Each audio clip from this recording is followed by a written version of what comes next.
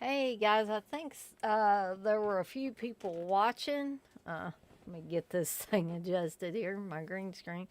I think a few people were watching. I don't see anybody in the chat just yet, but hopefully there'll be somebody in here in a few minutes so I don't feel like I'm talking to myself. I mean, I will go ahead and do the live stream and people can watch it later if they'd like. Um, this is actually going to be week 11, believe it or not, of Cheese Extreme Wednesday. Um, I didn't even dream that I'd be doing it this long in, actually. And here in just a bit, we're going to be covering, as I promised, Memorial Valley Massacre. Hey, Texas, you've got chili fries? Cool. Chili fries actually sounds pretty good right now. And the other movie that we're going to be covering is Microwave Massacre, which actually, believe it or not, is the more cheesy of the two after rewatching both of these today. And I already have my picks for week 12 of Cheese Extreme Wednesday, so you can look forward to the discussion of Motel Hell and New Year's Evil. And yes, this is the the new Kino Lorber release of New Year's Evil. Okay, so in order to see, you are changing the song as always. uh, that's funny. I get what you're saying now. Instead of rainbow eyes, it was chili fries. Maybe we need to do that. Like we need to every week we need to change the song uh, to like you did with "I've got chili fries." All right. I think that would be actually. I think that would be a cool idea, Texas. So I'm guessing you don't really have chili fries then, but it still sounds good. I love chili fries. I love, many different kinds of fries. But as I was going to say, in order to allow more people to get in here before we start talking about the movies, um, I just wanted to remind everybody that I am going to have a watch along this Saturday. Um, no, not yet. Okay, gotcha. I did ask Steve if he was planning on doing a stream Saturday, and he said he was. So that means that I will be in the 7 o'clock p.m. Eastern time slot because Steve usually takes the 6 o'clock time slot. So you guys can feel free to hang out with Steve for about an hour, and then you can just slide on over to my channel and enjoy the Slaughter High watch along, which I promise I will be putting in the link for. By the way, I need to find a link for Slaughter High. Hopefully, I can find it on YouTube and I will put that in the description. And as long as Texas or somebody else doesn't let me forget, I will also put the link in the chat before we get started Saturday evening. So, in other news, Steve and I are planning on going to see Jaws, which is being re-released in theaters. I don't. I take it must be only AMC theaters. So if you have an AMC theater near you, and you want to see Jaws on the big screen, yeah, here's your chance. I mean, I don't know when or if that chance will come again. Actually, I get paid Friday, so I'm going to get our tickets for Sunday. We're going to go Sunday afternoon for the 4:30 showing, as long as they don't run out of spots. Which it looks pretty good now, but it is reserved seating, so I just want to go ahead and get our tickets so we can get some good seats. We are also planning on going over to New Albany to the Regal Theater there for the Dawn of the Dead 3D showing, which is going to be showing like Halloween weekend or something like that. So I'm looking forward to both of those things. Hopefully, I will be able to report back with you guys about both of those. The Jaws one, of course, being sooner rather than later. Um, and somebody mentioned me and Steve doing a on the road for it. I haven't actually asked Steve about it yet, but I will to see if we can do a little short on the road for Jaws at the theater. And as I always or have been saying the last few times I've done these, I do have links in the description for the last several videos that I've done. I do have a Deadites on Deck Facebook page now that you can feel free to like or not. But it's primarily where I do the advertising for my streams and the watch alongs and all that good stuff. There is also a link to my hey, Darren. There's also a link to my YouTube channel, Evil Dead Chick, where I do all things Deadites on Deck related. And I don't think it automatically notifies you. I think you got to do the thing like CK says, click the bell, to be notified, and you can subscribe if you haven't already subscribed and you want to. I'm not, doing these things to get monetized, but if I do happen to, by the grace of God, get enough subscribers and enough view hours in, I should be able to get monetized. Now, I know I'm not going to be able to quit my job at Stockyards to do this full time. That would be awesome, but I just don't see that happening. I think this is going to be more of a hobby. But if I can make, if, like I said, by the grace of God, I am able to get monetized at any point in time, I will certainly, I'm not so humble that I won't, or so proud that I won't take that money that YouTube wants to give me for advertising or whatever. But so I got a ways to go. I've got 343 subscribers, and I think you have to have 1,000. So I've got just a little under 700 more subscribers that I need to get. So I'm not begging for subscribers. I'm not saying, oh, please, please, please, you guys subscribe to me. But if you guys know anybody that likes the type of streams that I do, you can just say something about my channel in case they don't know about it, and spread the word a little bit. I would be eternally grateful for that. Because not only, is a possibility that I could get monetized and make a little extra side money, but I like getting new people in here. I want to be able to entertain people for, and if my subscribers go down, of course, I'm going to have to restructure something. So far, they haven't went down.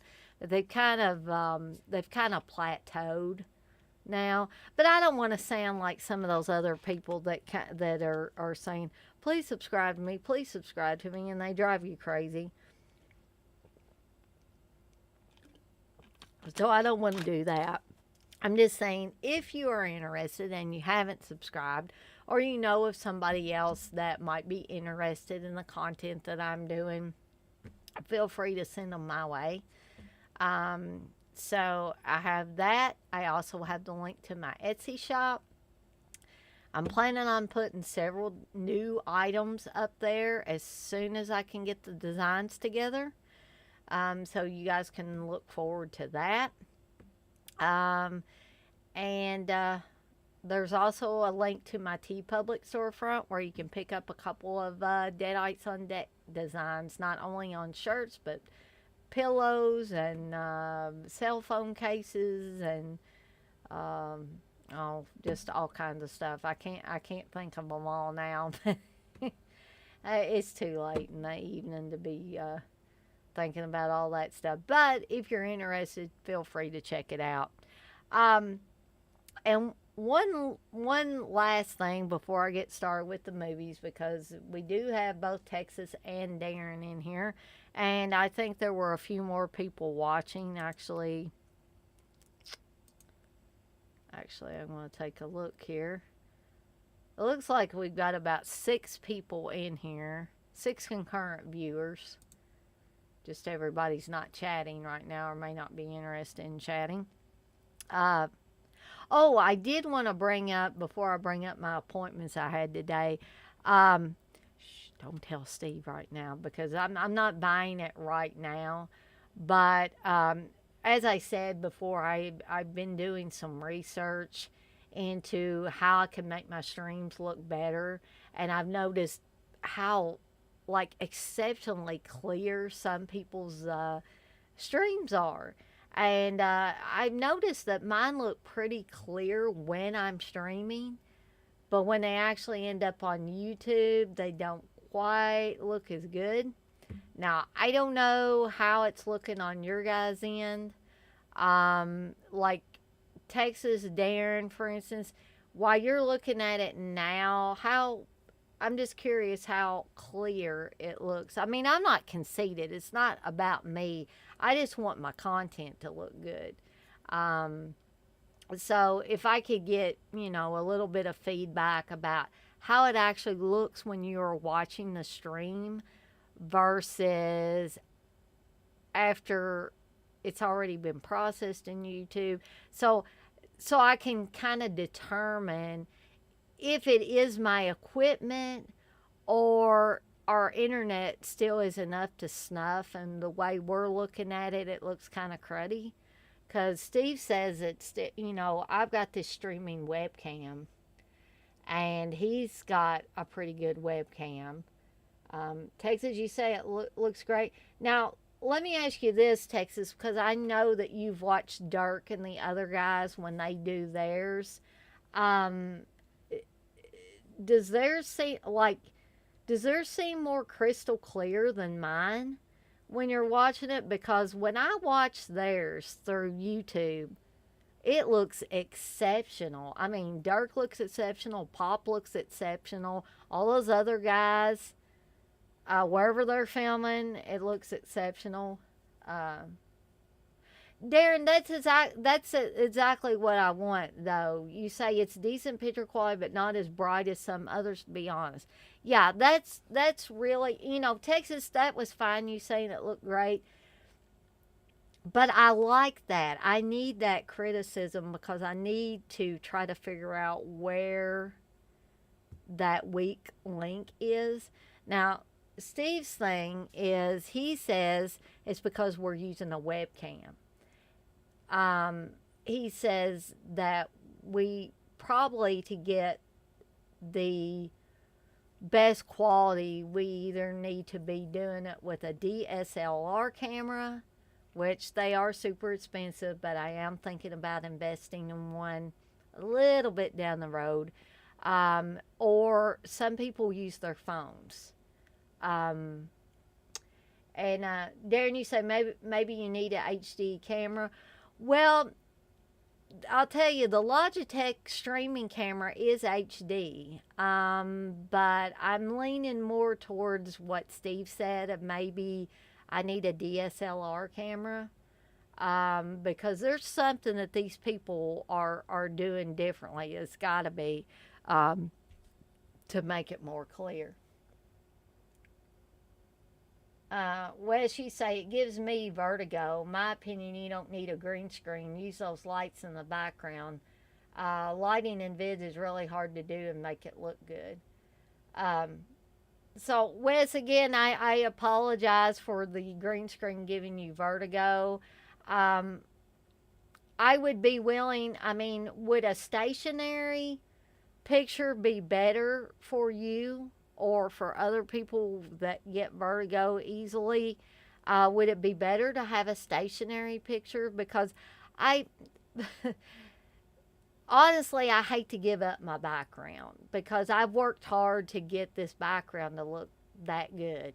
Um, and I would be willing to switch back to a stationary background that doesn't move. This is a motion video, and I could totally understand it giving people vertigo, that are susceptible to vertigo. Um, And I do agree with you, Wes, that lighting is very hard to do. I've been watching different videos on it and trying to incorporate as much of the stuff as I'm able to afford to get. The key lights that I've got, that was one thing.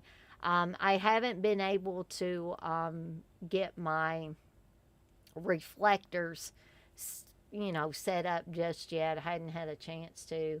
Um, Texas, you said they have different setups. Oh, yeah, I'm sure that I see Dirk's in here now. I might just ask Dirk what kind of setup he has because I'm not wanting to copy anybody else's setup. I just want to, kind of pick and choose these different things that would make my content look better. Um, Yeah, Wes, Steve says the same thing, that there's too much light on my face. Um, but this kind of all goes back to the green screen. I have discovered that if I don't use this bright light on my face where it's reflecting back on this green screen, then the green screen will be fuzzy. And I do agree that there is a lot of light on my face. Um, and I appreciate all of these suggestions. I really do. Um, hey, Dirk. Actually, Dirk, while you're in here, you came in right when I was talking about this, and Wes is giving me suggestions. Darren's giving me suggestions. Um, what I was saying was I noticed not only with your guys' streams that you do, but I noticed a lot of other people's. They are crystal clear. And I was just wondering, not that I'm going to copy verbatim your setup, but I just wanted to know, what kind of, were you using a webcam? Are you using a DSLR camera? Um, maybe what kind of lighting you're using, because like I said, I'm not planning on copying verbatim anybody's setup. I just kind of pick and choose what I think I can afford to use. Um, yeah, and Wes, that didn't bother me at all. The suggestion about you think there's too much light on my face. Steve tells me constantly, and not as in a nice way as you guys do, that there's too much light on my face. He says my face looks way too bright. It looks pale. And, I could go on and on. Um, let's see.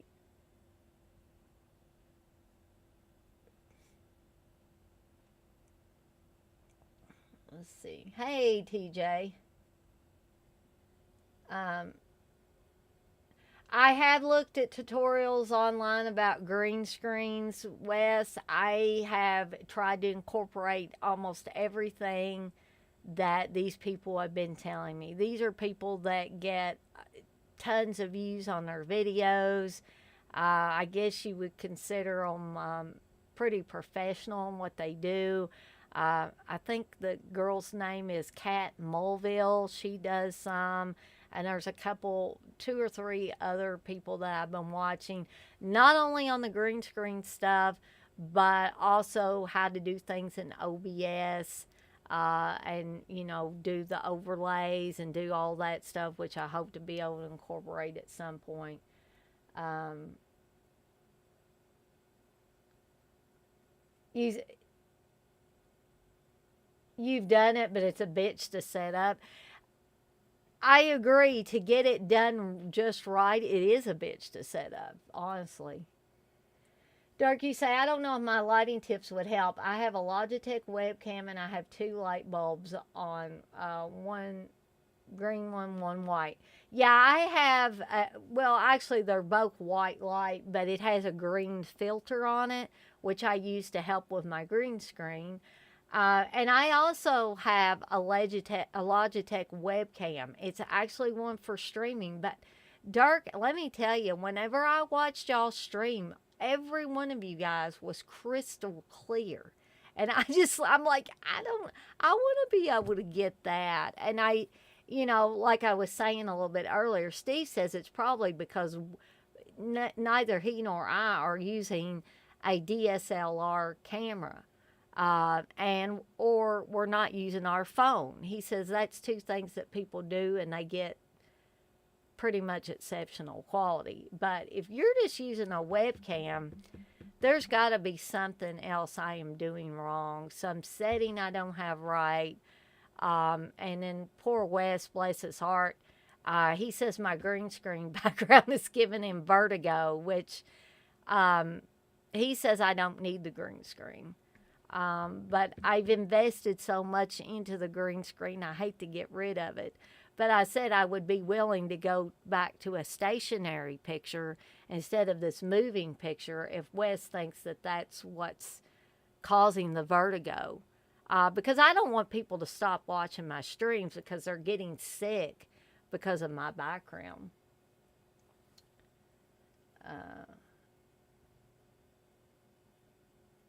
Let's see. Well, she said lighting with green screen changes it a bit is the thing. Yeah, it does take. It takes really bright light, believe it or not, to make these green screens look good or look decent. Darren, you say I would try different setups and do tests on YouTube until you get it how you want. Probably just needs tweaking. And Darren, that is a possibility as well. Dirk, you say my stream looks good. I just find it sort of, it looks pretty good now when I see my image through OBS. It's just and I don't want you guys to think I just constantly watch myself later.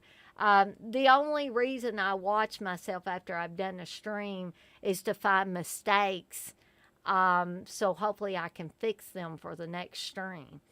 Like, for instance, not only the way it looks, but like if I feel like I'm talking too long about any certain thing, then I could say maybe I can cut back on blabbing a little bit this time. Of course, I'm not following my own rule, am I? But that's the things that I go back and I rewatch it to constantly try to improve. But what I noticed is it looks pretty good here, but when I go back and I see it through YouTube later, it just doesn't look as clear. And what I noticed with your guys' setup is every single one of you guys was just crystal clear. And I was like, I don't know. I mean, maybe it is like what Darren said. It's just some tweaking that I need to do. It could be a combination of things. Now, Dirk, you say you use StreamYard, and I know that Wes is a big supporter of StreamYard. He tells me all the time that I need to use StreamYard, and I honestly, I would. But Wes, I would like to ask you, and feel free to tell me to ask you privately if you don't want to answer this on here. But I'm really picky. If I use StreamYard, I don't want to use the free version because I don't want that damn watermark. Now, I know you could go to the trouble of removing that watermark digitally, I'm sure. But one of the main reasons I started using OBS is because, number one, Steve was using it first. I saw how he was using it. I learned a lot of stuff from him. And I've gotten comfortable with it and hate to switch. Number two is I don't like that damn watermark on the free version of StreamYard. So if I use StreamYard, I would rather not have the watermark. In which case, I would need to purchase StreamYard. And I was just curious how much it was because I'm not, I'm not up on all these things. Um, well, she says StreamYard works better than OBS. Well, she said we all use webcams on our shit. Well, Steve wasn't necessarily talking about you guys per se. He was just saying that maybe some of these other people that I'm watching, maybe that's what they're using, is they're using a DSLR camera.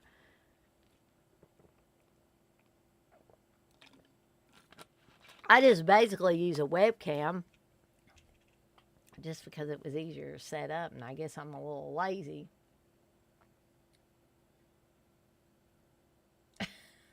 Okay.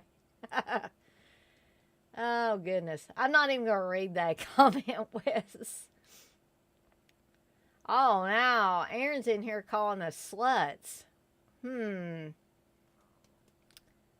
Now, Aaron, you got a woman in here doing the stream. Now, you coming in here calling everybody sluts. Okay. Derek, you say try StreamYard. Well, maybe here's what I'm going to do. I'm going to try, I may try to do a test run. Maybe do a test stream. And I'll do it with StreamYard and we'll see what happens before I invest in that DSLR camera. Because, like I said, don't tell Steve I was even thinking about it because he'll go ballistic, I'm afraid. So what she said, the pay version without the watermarks like $25 a month, which that's not bad. I was for some odd reason I was thinking it was more. So let me look into the whole StreamYard thing. I really think I could swing $25 a month. Yeah, Dark. That's the idea. Is maybe try doing a stream on StreamYard for free and see if it looks better, and then make a decision. Yeah, that's probably what I will do. So you can look forward to this test stream that I'm gonna do because I'll probably, instead of getting on here for like 5 minutes or something and doing something, I may actually do a whole stream. Then, like you said, compare and see if it looks significantly better than the OBS streams. And then I might be be converted over to StreamYard. Um, yeah, see, that's the other thing that may push me further towards StreamYard, Wes, is the ability to easily invite guests so people can join. Because that's something that I've really been wanting to do for quite a while, and I actually had people interested. Not a whole bunch of people, but a couple of people have said, "Hey, Dana, I'll be on the stream with you." And I still need to contact Darcy, the mail girl, because there was some interest, or I need to contact her again. There was some interest early on in her being with me on a stream. Several of the guys were interested in that.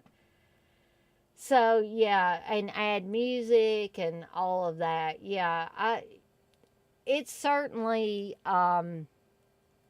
is rolling around in my brain now, guys. I was a little resistant to it at first, but just with Dirk, with you saying, that you don't have any really elaborate setups, but that you guys are using StreamYard. Wes says they use StreamYard, so maybe, I'm thinking it's worth trying it out. Wes, you say, tried to get Steve to record the Eurocult podcast on StreamYard. I could have it out the next day after y'all record it. And so what did he say, Wes? Did he say maybe sometime or I know how Steve can be sometimes. He's like if it ain't broke, don't fix it, that mentality. And then I can be a little resistant to things, but then if I see how much better and easier something else is. I'm not going to say I'm going to get rid of OBS totally off of my computer, because there may be times when I want to use it in a pinch or something. But I am leaning quite a bit towards StreamYard, and even paying that $25 a month. I mean, hey, I'm making a little extra money. I think I can, like I said, I think I can swing that $25 a month. So I honestly, I appreciate all of y'all's suggestions and criticisms and all that. I don't mind that. That is what's going to help me improve my streams, and that's ultimately what I'm going for. To number one, do content, and number two, to have quality streams. And you said, Wes, you said the audio sounds better on StreamYard too. Wes, you say you should invest in this damn company.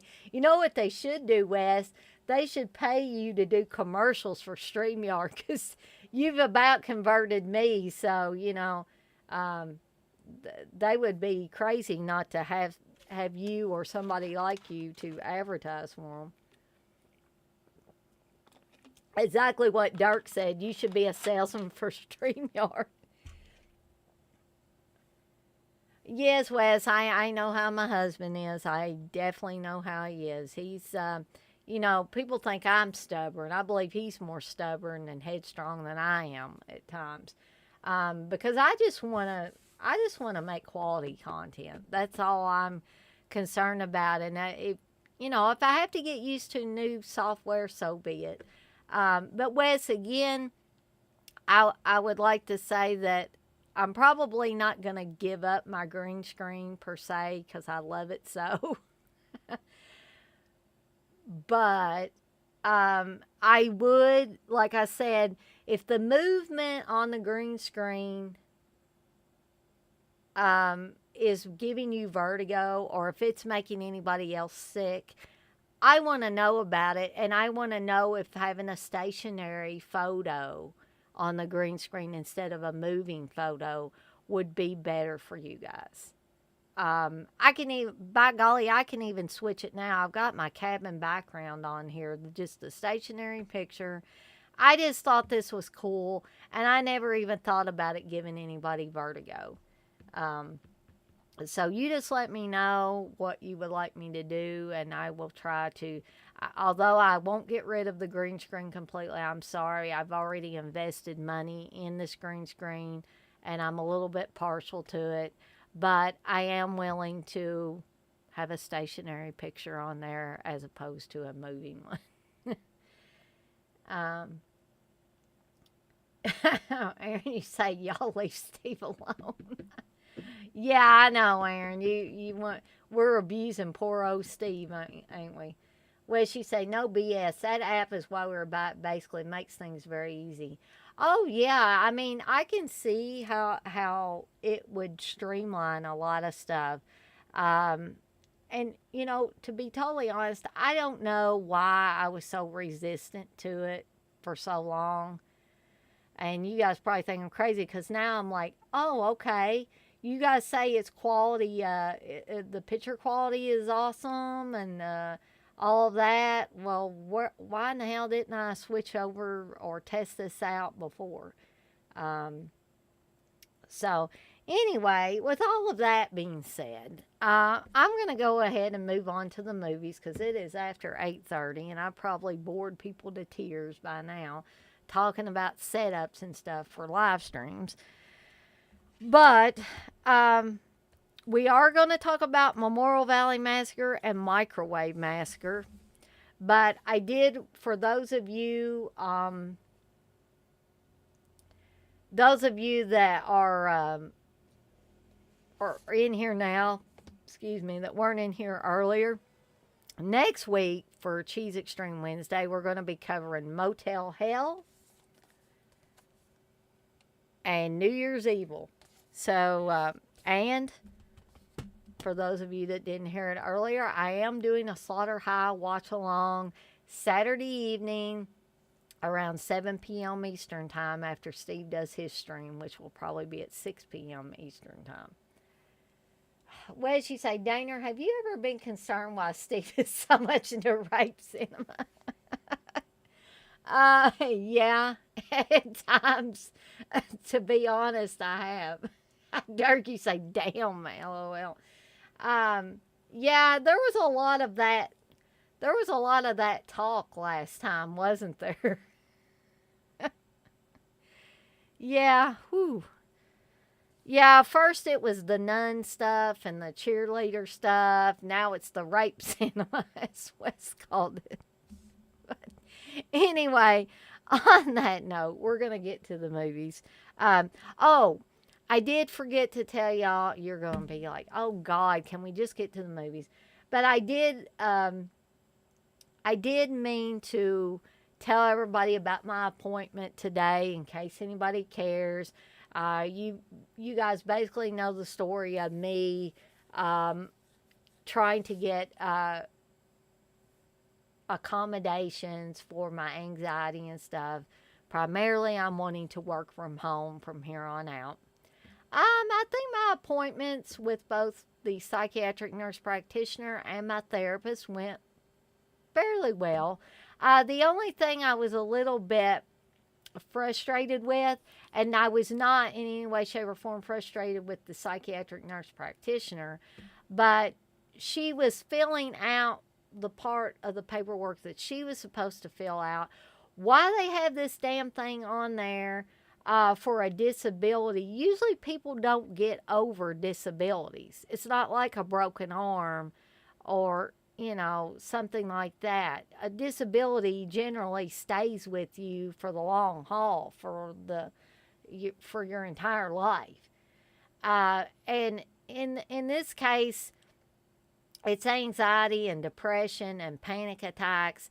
And although those things can be, and I'm sure Aaron knows where I'm coming from when I'm talking about this, it, that although medicine can alleviate some of the symptoms, you're not just going to wake up in 6 months and say, oh, I'm not anxious anymore. Oh, I'm not having panic attacks anymore. I'm not depressed anymore.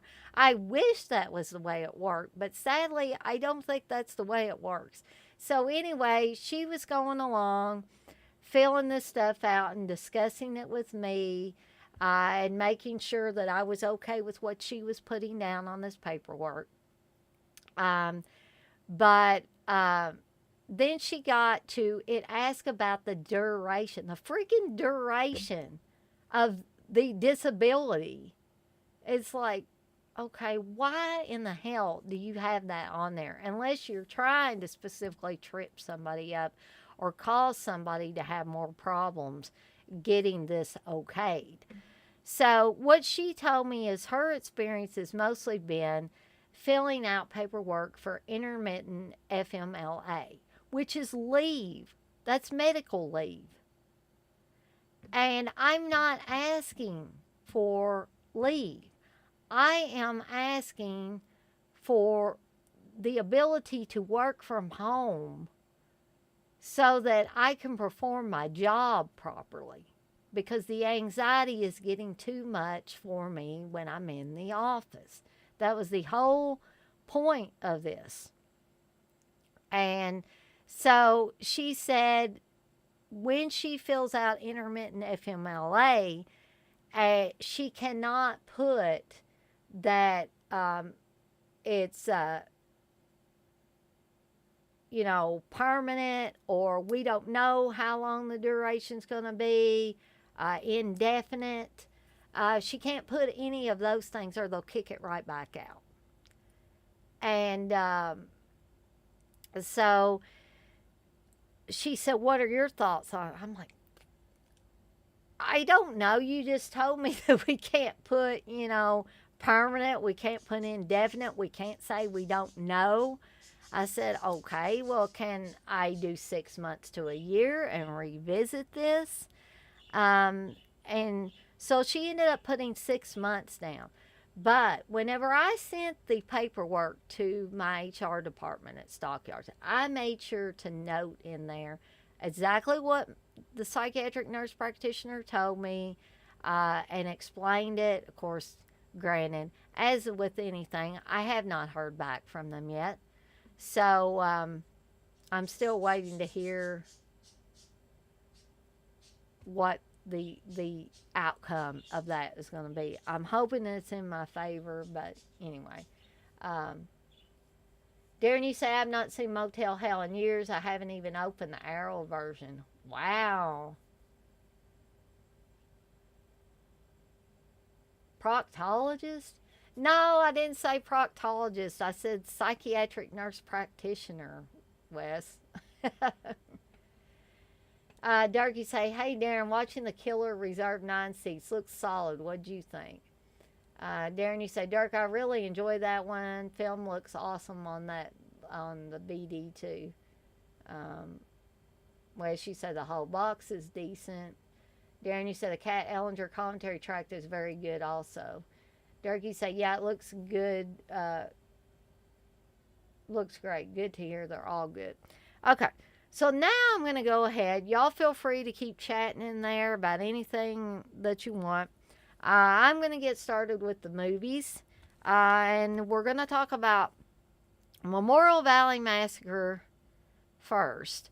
And actually, believe it or not, guys, upon watching this again, I was surprised that it was not as cheesy as I once remembered. I mean, with the exception of the very annoying kid on his ATV, and his parents, and the girl that like is with the two guys camping, and she never wears a bra, and she gets wet, and she's twisting around, dancing around. She's kind of stupid. And the kid on the ATV is obnoxious and annoying. And his parents are super annoying. But other than that, most everybody else, the acting is pretty decent. So this has Cameron Mitchell in the beginning scenes, and I think Steve was hinting when we watched this the last time that perhaps I don't know this specifically about Cameron Mitchell. Maybe some of you guys do, but something kind of indicated to me that Steve was saying that Cameron Mitchell during the last years of his life was an alcoholic, and that he was basically slumming in this movie to get money for booze. Now, I don't know how true that is, but he wasn't in the movie very long, just at the very beginning. So, so you get Cameron Mitchell at the beginning. You get this black guy named Deke who's helping them run this campground, who is probably one of my favorite characters in the movie, and I was sad to see his character go out the way he did near the end of the film.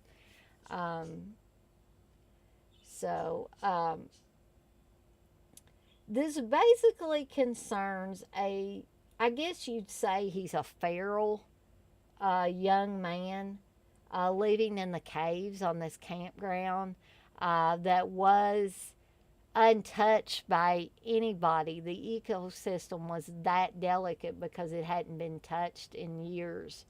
But now they're opening the campground, and Cameron Mitchell's son in the movie is coming to help out with the campground, get it open, get it ready for the campers, and they're having a lot of problems right off. It's almost like a Friday the 13th scenario where somebody doesn't want them to open the Memorial Valley campground because their water is tainted by a dead dog. Someone on the construction crew got killed.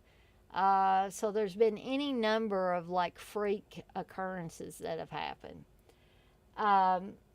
And we learn soon that they're all tied to this feral young man who's living in these caves on the campground. And he's very upset that people are entering his territory. And So he's almost like a Jason Voorhees type of character, only he doesn't wear any sort of mask or hood or anything like that. But he's basically lived in this area by himself since he was a little boy. And we discover that the ranger who is running the camp, poor Cameron Mitchell, and who Cameron Mitchell's son in the movie is working under, had a son that was kidnapped and believed to be dead and buried in a shallow grave on this property, in this campground. Um, is actually the feral young man that's running around killing people in this campground. Uh, let's see. Well, she said weapon hour motive could be the best one, but it's subtitled. Darren, you said watch Smile Before Death last night. I've seen it before and was better than I remembered. Darren, you say CK, after your review, I'm looking forward to that one. Dirk, you say, hell yeah, subtitles. I've gotten used to it at this point, LOL. I think I have too, Dirk. Darren, you said Cameron Mitchell was an alcoholic most of his life. And that may have been too what, I'm not always the sharpest knife in the drawer when it comes to picking out alcoholics, or I guess I don't pay enough attention to the inside talk about some of these people, or I just haven't heard enough about them, or about their personal life, as much as some other people maybe. I don't know. For whatever reason, I just didn't realize that about him. Darky say, Dana, you or Steve excited for the Serbian film 4K? Dark, actually, I don't think I've ever seen a Serbian film. That is one of those films that I've heard a lot about, but never actually seen myself. So, I guess I would have to say no about that. And I haven't really heard Steve say.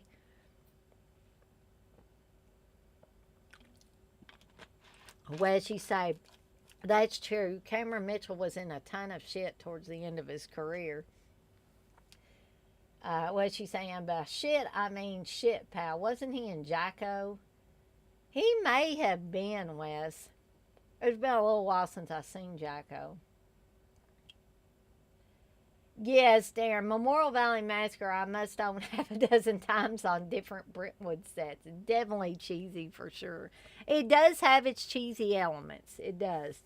It's just upon rewatching it today in preparation for the stream, I didn't find it nearly as cheesy as I originally remembered it. It definitely has cheese. But this, and Steve wanted to know why in the hell I got this Vinegar Syndrome release on Blu-ray, no doubt. Which, guys, it looks decent, but, unless you're a huge fan of this movie, I honestly wouldn't recommend you buying the Blu-ray. Yes, Robert Long, you are exactly right. I don't know why it was called this, but it was once called Son of Sleepaway Camp. I don't know how, maybe somebody can explain it to me. Maybe you can, Robert Long, but I can't for the life of me know how it has any connection with the Sleepaway Camp film. Really, I can't. And maybe that was just a way to get people to watch it. Darren, you say he was in The Demon, 1979. Yep, that's a South African slasher, and the killer has finger knives. 5. Yes, before Freddy. But, yeah, I mean, the movie is decent, and there were, a couple of kills that were pretty bloody. There's an explosion of an RV. Someone gets burned up. So, you have a variety of killings. I don't think the movie is extremely long. I think it's about an hour and 32, 33 minutes. This was like 1988. I think 88 when it was filmed. It came out in 89. And you can definitely tell it's a late 80s movie. I don't know, that Wendy girl, the girl that I was talking about that annoyed me, that was with the two guys camping, and she was a little bit of a slut. Just absolutely did not care, and was a tease to these two guys that she was with, because she made them think early on that she was either going to have sex with one or both of them. Then when it came down to it and it was raining real hard, she wouldn't even let them into the camper or the tent or whatever they were in. And so I was like, well, I mean, why did they even bring her along? She's like super annoying. Was she somebody that they knew at school, or what was the deal? It wasn't like she was drop dead gorgeous or anything. The blonde in this movie, the one that Cameron Mitchell's son in the movie has a crush on, is a lot better looking than that girl. So, anyway, I did want to talk about a few of the special features that's on this Vinegar Syndrome release in case any of you were interested in buying it. You get newly scanned and restored in 4K from a 35mm original negative. You get Welcome to Memorial Valley, an interview with director Robert C. Hughes. Ranger Danger, an interview with actor John Kerry. Promotional still gallery, and reversible cover art. And I will show you this reversible cover art. That's like the original cover art for this. And I think the original poster art as well. So, as promised, I am not going to talk overly long on either one of these movies, because I'm trying to keep it more short and sweet and to the point. So let me read some of these comments, and then we will move along to the second movie.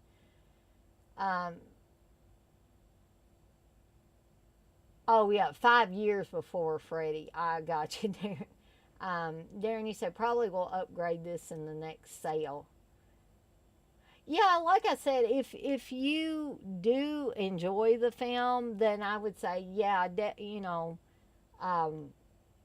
you could pick up the Blu-ray as long as it was reasonably priced. But if you're kind of on the fence about it, or you have not ever seen it before, then I would definitely, maybe try to watch it. Oh goodness, a different way, YouTube, Tubi, something like that, before I actually would plunk down my hard-earned money for the Blu-ray. Now, Microwave Massacre, I got this from Arrow. Now, Vinegar Syndrome has been known to put out a lot of stinkers, or a lot of movies that people would consider horrible movies. And Steve thinks this is a horrible movie. And I'm not saying it's Citizen Kane. I'm saying it's a bad movie, but it's entertaining. It's funny.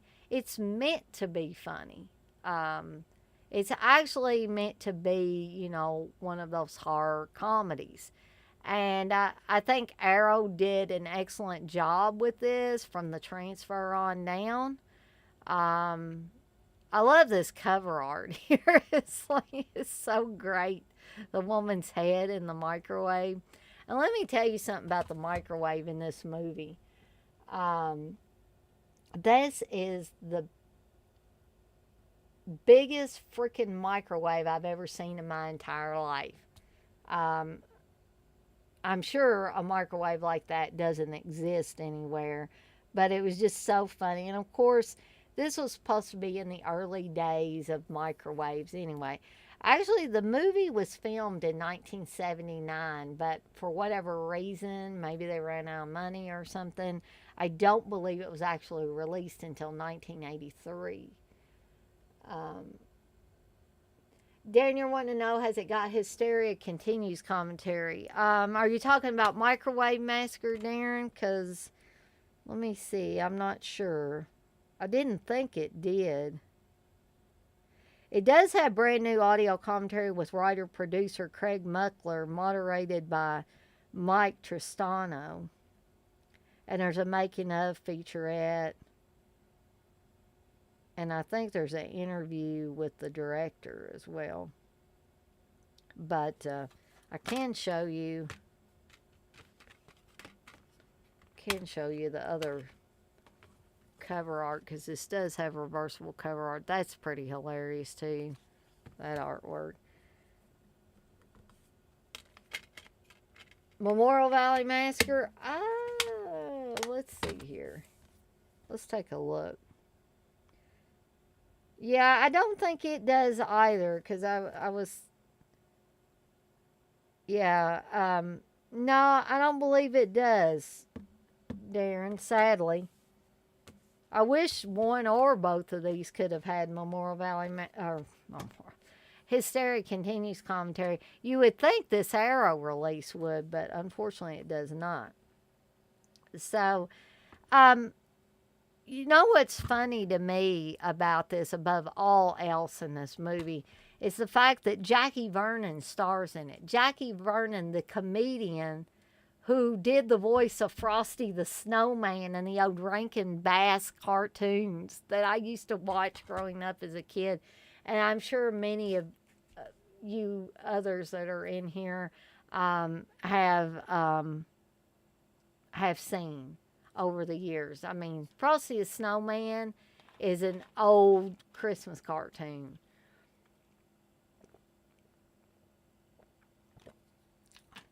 But when you see the activities that Jackie Vernon participates in here, and then you're hearing that voice, and I'm like, damn, I'm hearing Frosty the Snowman, and he's like bringing prostitutes home, and like, although it doesn't show him completely in the sex act, that is what we're supposed to be thinking that he is doing, because the woman is obviously naked or mostly naked. He's on top of them. He's not naked, thankfully, but all I can think of is like Frosty the Snowman is screwing these chicks.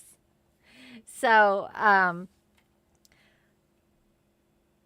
Darren, you say, I got the Microwave Massacre Arrow release. I had the old DVD back years ago. I don't think I've opened the blue, LOL. Well, I'll be honest, Darren. I think this looks really good. Like I said, I think Arrow did an excellent job with the transfer on down. Actually, I think it looks a lot better than Memorial Valley Massacre does. So let me read you a little bit of plot here for Microwave Massacre. It stars, like I said, legendary stand-up comedian and actor Jackie Vernon as Donald, a disgruntled construction worker whose wife's predilection for haute cuisine drives him to cannibalism. Donald unwittingly stumbles upon a solution to the two major problems in his life: his nagging wife and lack of decent meals. When one night he bludgeons his better half to death with a salt grinder in a drunken rage, thinking on his feet, Donald remembers the body and sets about microwaving the remains, or dismembers the body and sets about microwaving the remains, which turn out to be rather delicious. Trouble is, now he has a taste for human flesh that needs satisfying.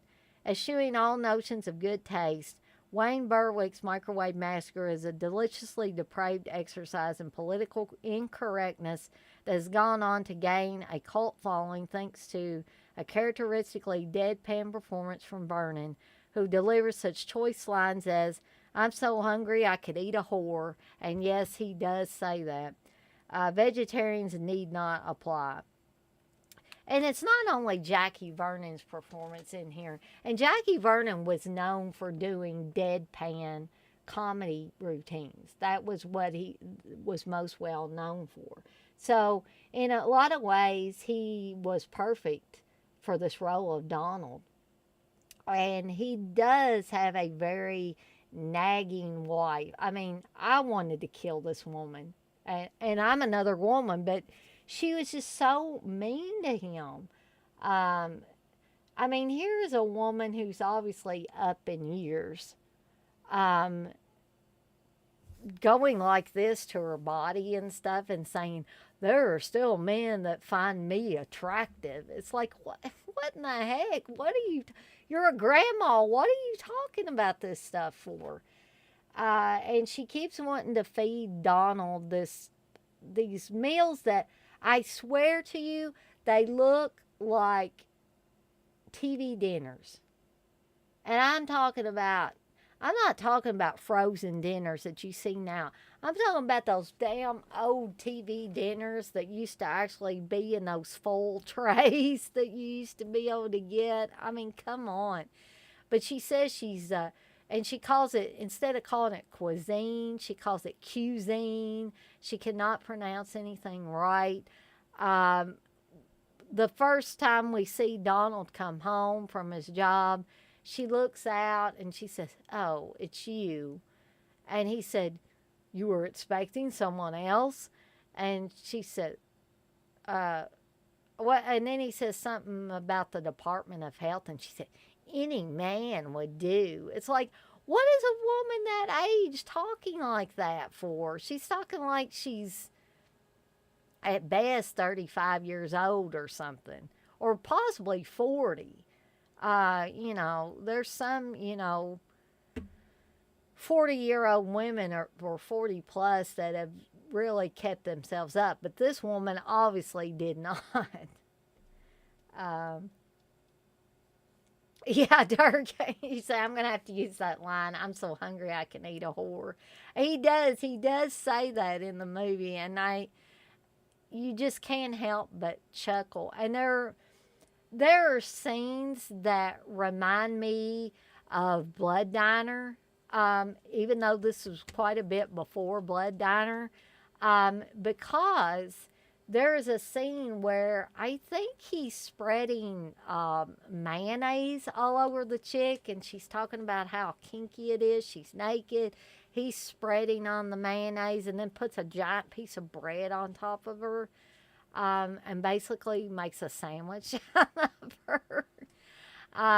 There, and here, this movie is just brimming with comedy, as well as as well as him killing these women and cooking them up to feed to his buddies and stuff on the construction site. Because evidently everybody likes women, meat from women. Because he never killed guys in this movie. It was only the women that he killed. And even though he was a drunken rage when he killed his wife, once he discovered how tasty she actually was, that just sets him on a path from which there is no return, really. And this has some of the most hilarious characters I have ever seen. And it is definitely, it is incorrect, politically incorrect, socially incorrect, whatever way you want to look at it, it is incorrect. This movie probably would not get made now. Because women, not all women, I don't call it sexist, but some women would call it sexist. They would call it misogynistic, any number of things. So I just don't think it would specifically get made now. Because the first scene you see is a chick with big boobs. You actually see her boobs in Technicolor close up with Microwave Massacre, the title, right across her breast. And her breasts are bouncing and they're doing their thing and there's music playing. And she walks past the construction site And for some odd reason, this chick decides she's going to lean down and look in a hole to see what's going on in the construction site. Well, while she does that, this guy, I don't know if this guy knows her or he's just some stranger on the street, but evidently he decides he's going to get a little something from her. And so he just, I guess he's doing her from behind. I don't know for sure because she's going against the fence, and her boobs go through the hole in the fence and they come out of her top. And the guys on the construction site are like, and they're going to the two guys, not Jackie Vernon's character, but the other two guys that work with him are racing each other to make it to this girl's boobs. And the fun doesn't just stop there. I mean, it just goes on and on. Jackie Vernon has these neighbors that are into some weird kinky stuff. And so the first time you see him come home, he kind of glances over to the neighbor's house, and there's a naked chick running around, and the guy's like slapping her around and swinging her around, acting like he's going to have sex with her. Then there's another guy in the house that is in women's lingerie, which looks really weird. He's with a blonde chick that's in her lingerie, and they're just kind of peeking at Jackie Vernon out the window and kind of licking their lips and doing all kinds of stuff. It's just, it's kind of creepy and bizarre and kinky and all kinds of things. Darren, you say you need to revisit it. I definitely you do. Because this movie has pretty much got it all. You know, if you want to be entertained, this is going to do it. So, and then there's another scene where the blonde chick she's squatting. She's got white shorts on. She's just kind of squatting there in the yard, and she's got the water hose. I don't know what in the hell she's doing, actually, watering the lawn or something. And she just looks kind of bored. Jackie Vernon's character, Donald, comes out, and the way he's looking at it, it zooms in between her legs, and it looks like she's just taking a pee. Like she's squatting and taking a pee, but it's actually the hose running. But he just kind of, is looking at it. Then there's a scene not long after that where the blonde has a dildo or vibrator, and she's putting seeds in the ground and then running the vibrator over the seeds, and I have no idea why. Yeah, I'm glad you brought that up, TJ. The drive-through restaurant scene is another strange one. So Donald goes to the drive-in with his buddies from the construction site, and they think it's real funny when they get up to the drive-thru where you order, and they say, "May I take your order?" And he says, "Open your blouse, hike up your skirt, stick out your tongue, and a Coke." And literally, when they pull up to the window to get the Coke, the chick is standing there with her blouse open, her skirt is hiked up, and she's going like that, and she's holding out the Coke. It's like, what the heck? Why would you be so stupid that you would do that? But yeah, TJ, I'm glad you brought that one up because I was almost going to forget about that one. So if you want cheese, if you want extra cheese on your sandwich, or you want extra cheese on that hamburger, this is definitely the way to go.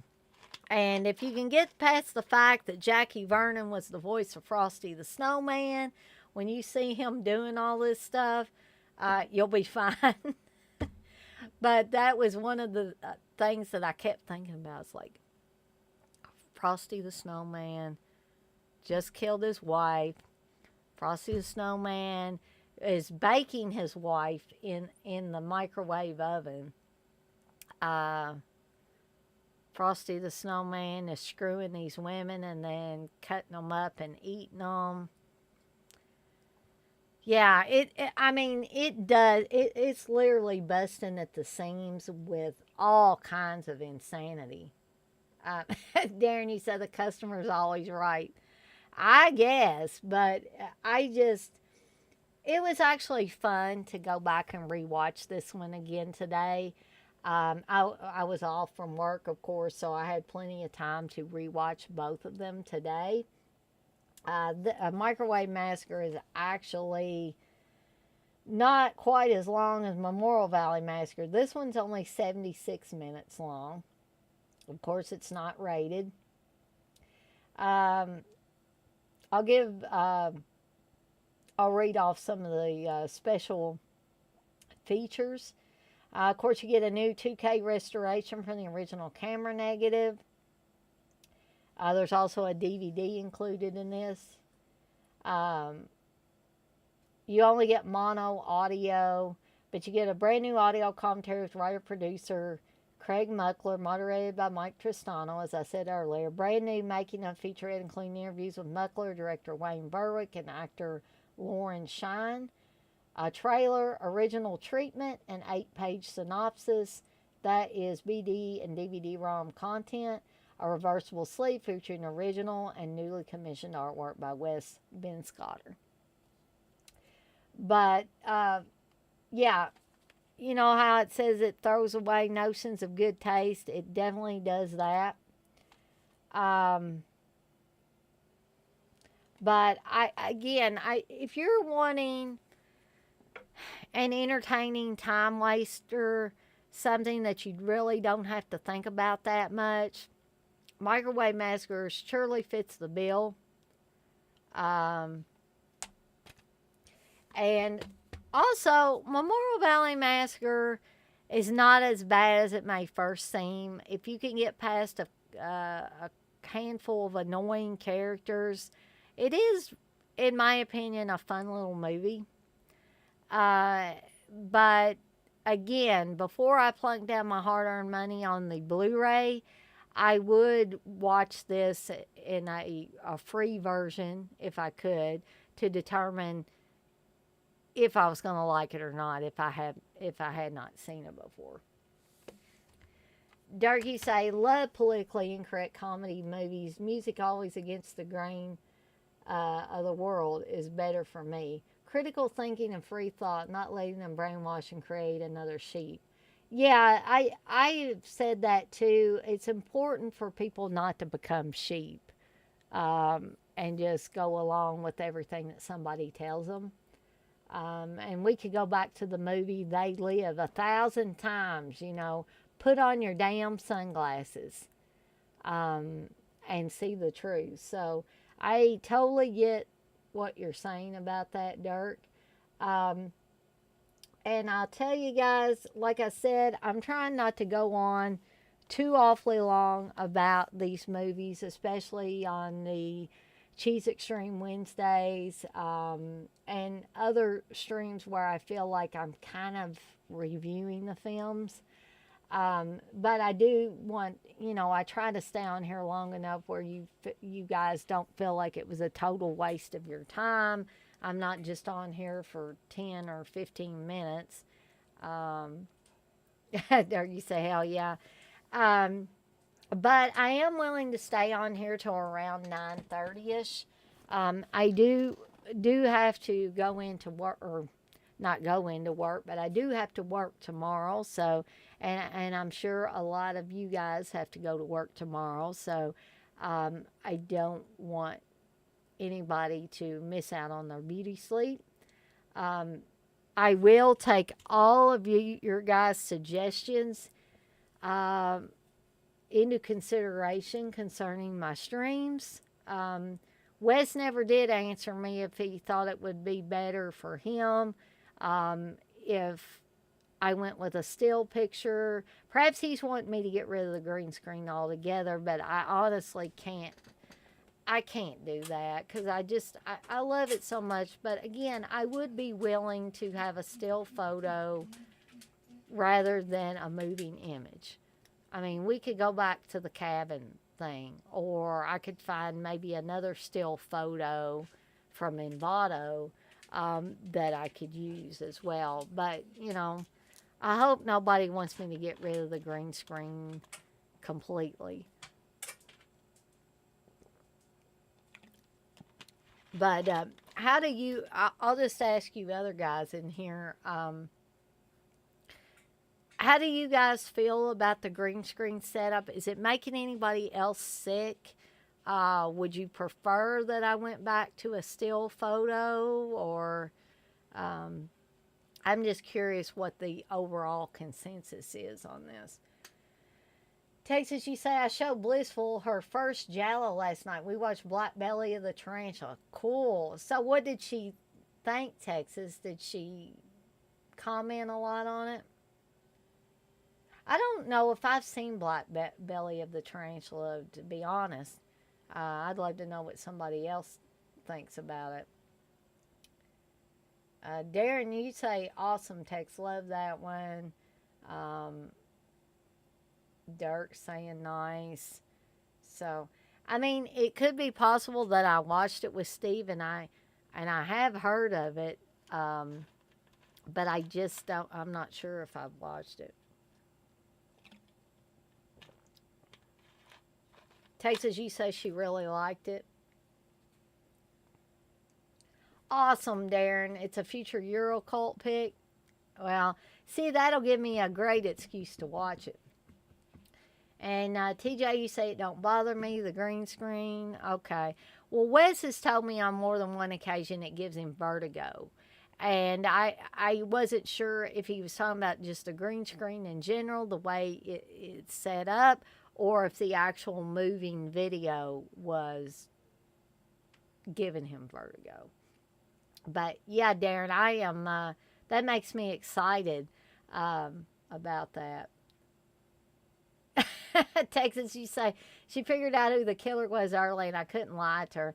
No, sometimes if it's been a while since Steve and I have seen something, I'll say, I think I know who the killer is. And Steve will look at me and he'll say, do you want me to tell you?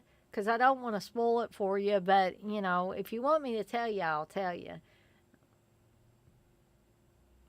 Dirk, you said the green screen is kick-ass. Yeah, I thought I was pretty sure that you liked it. I just, when Wes told me he was getting vertigo, it made me concerned that maybe a lot of other people were getting vertigo, and that could be keeping me from getting more viewers on my streams because, heaven forbid somebody should get sick watching my stream. So I just, not that I'm just going to blow Wes off just if everybody else says they like the green screen. I just, I couldn't really get from Wes whether it was the green screen in general that was giving him the vertigo or the movement of the image behind me or the video behind me being looped like that was giving him vertigo. So, Texas, you say you like the green screen too. So, that's at least three people that like the green screen. And I think Darren has told me before that he liked the green screen. But then again, granted, I don't want to get rid of it. And I'm probably not going to get rid of it. But as Wes and maybe somebody else said something about the lighting has to be real specific for these green screens to work properly. And as you guys can see, it is a little fuzzy now because my light just went out and I was too lazy to get up and switch out the battery. But when y'all were saying that, or some of you were saying that the light was too harsh on my face, and I said, yeah, I totally get that. I understand that. But if I don't have it like that, the green screen will not work properly. So the green screen's a little less seamless if I don't have this bright light reflected back.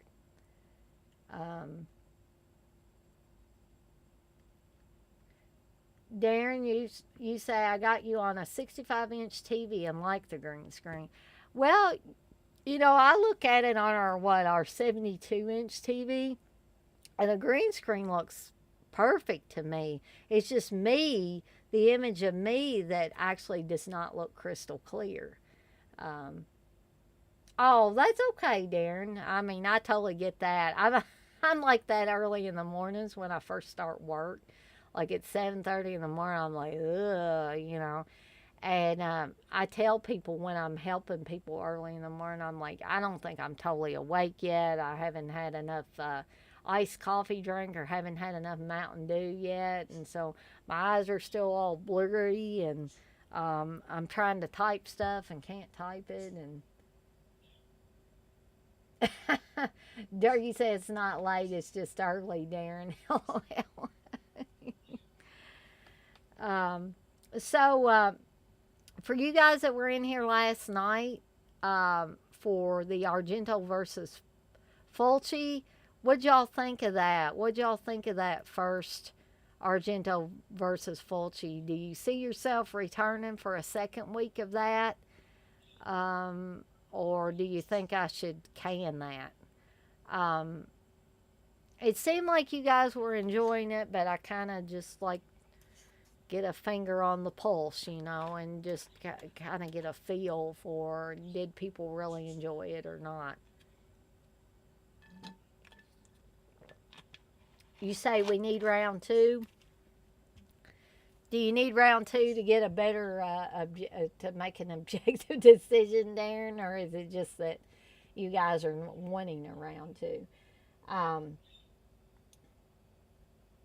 Texas, you say great stuff. Okay.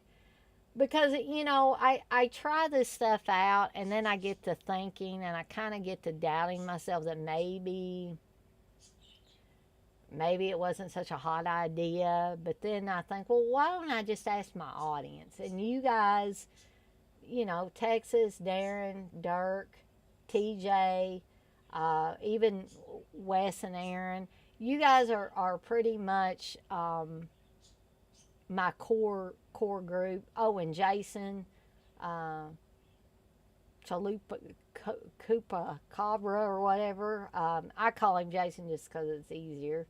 Biagio. I mean, a lot of you guys are my core watchers, so that's why I try to get an indicator from you guys of what you like and what you don't like. TJ, you say, I love hearing about the Italian horror movies. Keep it going. Okay. That seems like there's several pluses.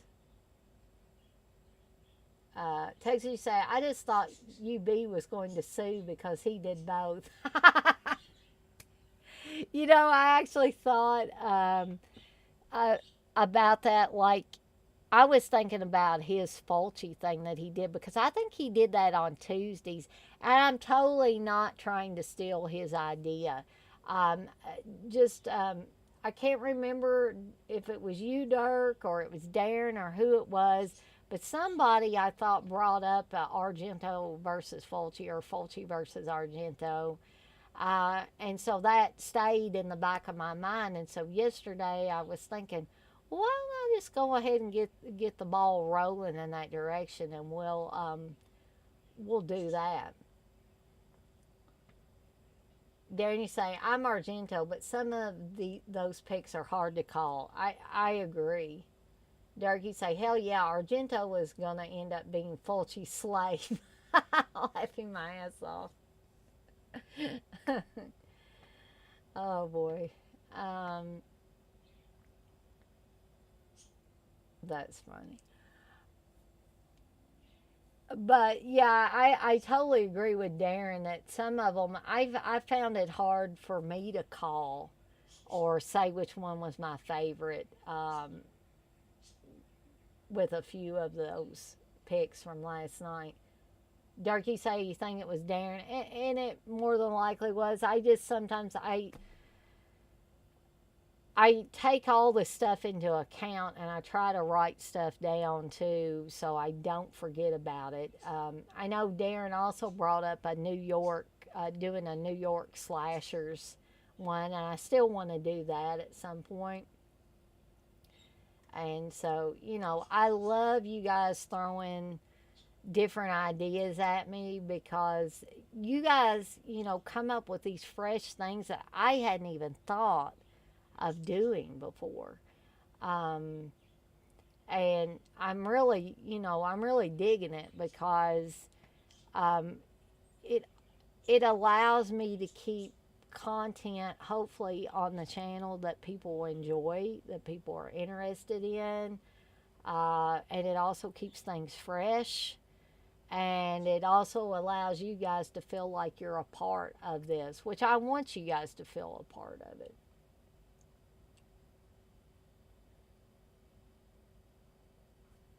Dirk, you say, I think I'm a bigger fan of Fulci. I think you are too, Dirk, but nothing wrong with that. Darren, you say, if you pick Tenebrae against House by the Cemetery, I definitely can't call it. Um, Actually, I can probably tell you what it's going to be up against because it's the Tenebrae is the number 2 one. Ah, yeah, it is going to go up against House by the Cemetery, Darren. Actually, it's going to be Inferno and the Beyond, Tenebrae and House by the Cemetery, Phenomena and New York Ripper, Opera and Manhattan Baby. I know I can call that one right now. And Two Evil Eyes and Murder Rock. That's going to be the comparisons next week.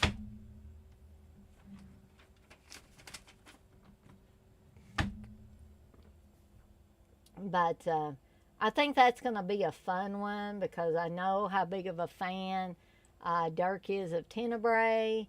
I know how big of fans some of you others are of some of these others I mentioned. So both in the Argento group and the Fulci group. Yes, I agree. It's getting more into my favorite territory with both of these directors. So yeah, I'm really looking forward to it. TJ, you say the house by the cemetery house isn't too far from me. Just some worthless info for y'all. Um, LOL, I haven't been to see it yet, however. That is awesome. Dirk, you say that'll be close. Yeah, real close. Almost in my eyes, several of those will be too close to call. Um, yeah, TJ, that is awesome.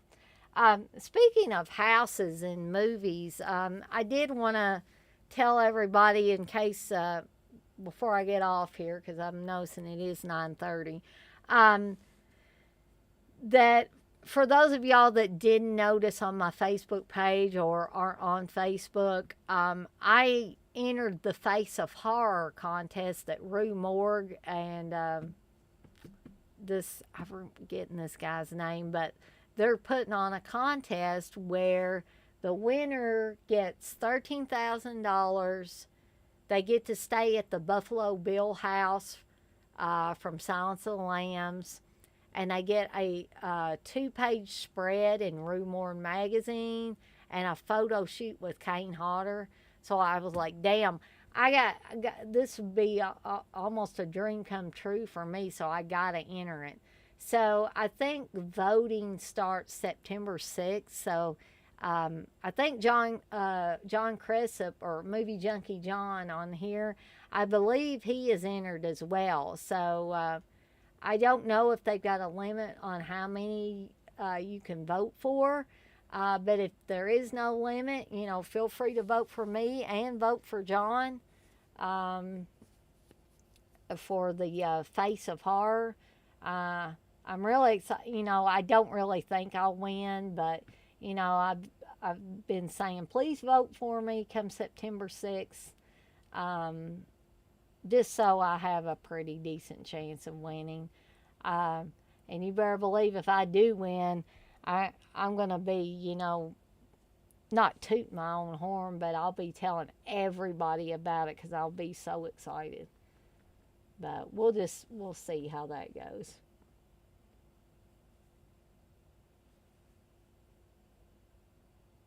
Dirk, you say that's badass, TJ. You ought to throw some pictures up on Dana or Dead Pit's Facebook or both. Oh yeah, that would be cool. TJ, you say got my vote. Darren, you said, cool, just remind me on the 6th. I'll try, Darren. My brain's not as good as it once was. Um, but with all that being said, again, I hope to see many of you guys, if not all of you, in the Slaughter High watch along Saturday evening at 7 p.m. or around 7 p.m. Eastern Time when Steve ends his stream. And TJ, you say, yeah, when I get a chance to go to the house, I'll be taking a ton of pics. I would too, for sure. Um, so, with all that being said, I've been on here just a little over an hour and a half. So, I think it's time for me to skedaddle on out of here for the night. So, I thank all of you guys for coming in here and hanging out with me and listening to me ramble, giving me suggestions for to make my live streams better. Uh, yes, Darren, you have a good one too, and yeah, I will catch up with both you and Dirk. I guess so. Is it this Sunday that we're? I get all mixed up. Is it this Sunday we're gonna do the Eurocult show?